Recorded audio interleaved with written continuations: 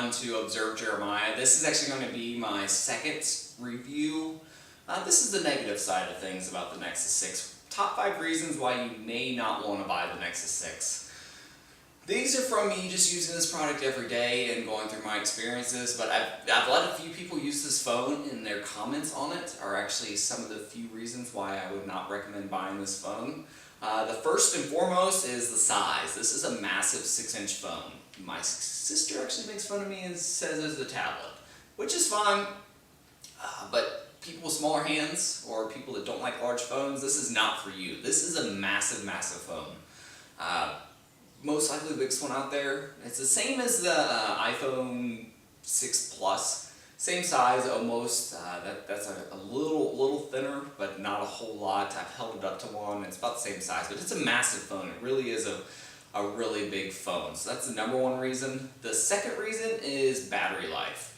Especially if you're not on Wi-Fi. If you're on just your regular standard data LTE service, I've noticed that battery life, especially after the first month, is really starting to.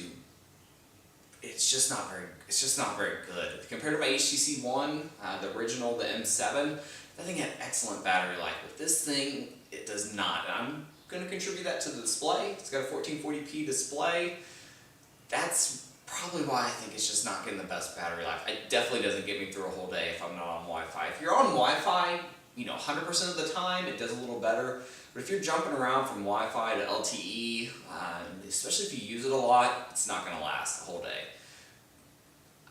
I do a lot of streaming, not really video, mainly audio, with Stitcher and things along that line. It doesn't last me all day, especially if I'm not on Wi-Fi. So keep that in mind. It's not the best. If you want the Motorola Turbo, I think that's what it's called. I don't know what it's called. The one with the big battery in it. That'd probably be the way to go there. So that's my second reason. The third reason is the camera. It is not the best camera in the world, especially compared to any of the iPhones, even with the iPhone 5, iPhone 4. For some reason, Apple knows how to produce really good cameras. I don't care what the camera does on this. I have a DSLR. A lot of people do though. A lot of people take pictures with their phone, and this camera just isn't great. It's average. So that's what we're stuck with. And the fourth reason about this phone is the price point. Fourth reason not to buy it is the price point. $650. This is a big Moto X. Basically, that's all it is a big second generation Moto X. And the Moto X right now, you can get it on sale sometimes for $350, $400. This thing's $650 for the 32 gigabyte version. So you're not going to get a price drop, I don't think, in these. I don't think they're ever going to go on sale because they're the big, kind of the big daddy of Google's phones. But it's basically just a bigger Moto X. I don't see why we couldn't see it on sale every now and again for $500, $550. So you're going to have to deal with that. And the fifth reason that I'm actually going to put in, maybe kind of a cop-out, but the fifth reason why I wouldn't buy this phone is that you probably can't buy it. A lot of times there's no stock of this phone in, especially in the version you may want.